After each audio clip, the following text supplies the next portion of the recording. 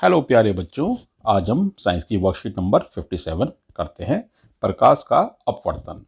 जब प्रकाश एक माध्यम से दूसरे माध्यम में तिरछा होकर जाता है तो दूसरे माध्यम में इसके जाने की दिशा में बदलाव होता है। इस परिघटना को प्रकाश का अपवर्तन कहते हैं। प्रकाश की सबसे तेज चाल निर्वात में होती है, जो कि 3 × 10⁸ मीटर पर सेकंड है। अपवर्तन का कारण प्रकाश की चाल में बदलाव। आप ये देख सकते हैं कांच के आयताकार स्लैब से अपवर्तन।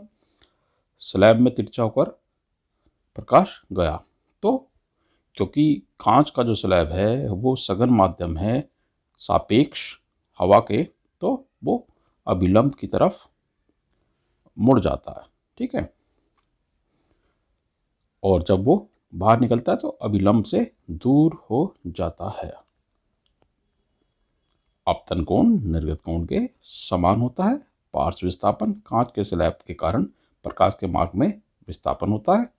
पार्श्व विस्थापन निम्न कारकों पर निर्भर करता है: पदार्थ का अपवर्तनांक, कांच का स्लैब यानी, और बी कांच के स्लैब की चौड़ाई। प्रकाश अपवर्तन के नियम: आपतित किरण, अपवर्तित किरण तथा दोनों माध्यमों को अलग करने के पृष्ठ के आपतन बिंदु पर अभिलंब सभी एक ही तल में होते हैं। प्रकाश के निश्चित रंग तथा माध्यमों के युग्म के लिए साइन आई आपतन कोण तथा साइन आर अपवर्तन कोण का अनुपात स्थिर होता है। इस नियम को स्नेल का नियम भी कहते हैं, यानी स्थिरांक इक्वल टू हो गया sine i upon sine are.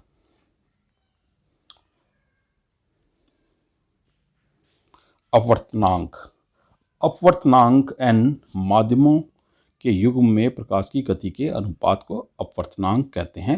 n हो गया अपवर्तनांक, माध्यम 1 में प्रकाश की गति और माध्यम 2 में प्रकाश की गति।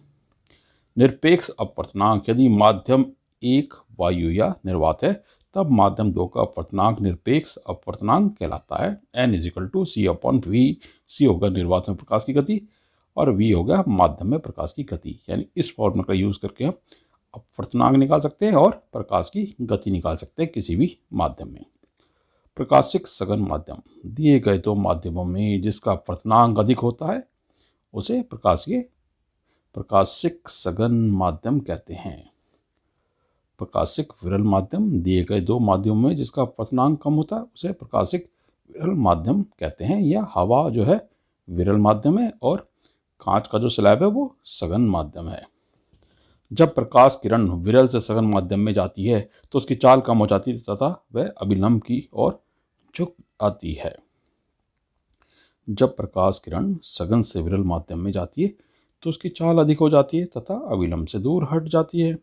अब तक ज्ञात पदार्थों में हीरे का अपवर्तनांक सबसे अधिक है 2.42। अब हम प्रश्न देख लेते हैं। यदि कांच का अपवर्तनांक 1.5 तथा C यानी कि निर्वात या वायु में प्रकाश की चाल 3 × 10⁸ मीटर पर सेकंड है तो कांच में प्रकाश की चाल ज्ञात करें। कांच का अपवर्तनांक n = 1.5 दिया हुआ है। C यानी कि निर्वात या वायु में प्रकाश की गति 3 × 10⁸ मीटर पर सेकंड, ये भी दिया हुआ है। तो हमें पता है n = c/v होता है। C निर्वात या वायु में प्रकाश की गति है और v माध्यम यानी यहाँ तो कांच है तो कांच में प्रकाश की गति। तो इस तरह से हम वैल्यूज रख लेंगे। n = 3 × 10⁸ मीटर पर सेकंड और अपॉन v हो गया। v हमें चाहिए तो v = होगा 3 × 10⁸ मीटर पर सेकंड अपॉन 1.5 यानी कि n।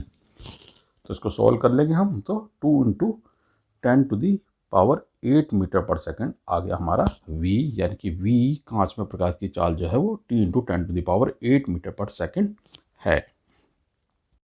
प्रश्न 2, प्रकाश अपवर्तन के नियम लिखे।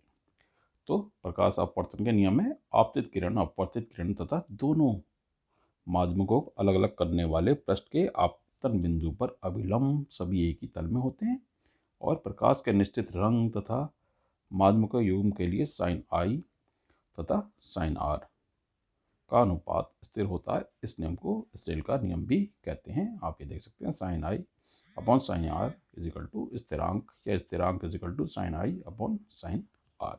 प्रश्न 3 है, कांच के स्लैब द्वारा प्रकाश के अपवर्तन का नामांकित चित्र बनाएं। तो आप ये चित्र बना सकते हैं, इसमें दिया हुआ है, जब मैंने दूसरा दे दिया ये बना सकते हैं। ये आपकी आपतित किरण है और ये अविलंब की तरफ झुक जाती है, निर्गत किरण है। तो आप इस तरह से चित्र नामांकित बना सकते हैं। ये इसमें अपवर्तन कैसे हो रहा है इसको दिखाते हुए चित्र आप बना लें इस तरह से।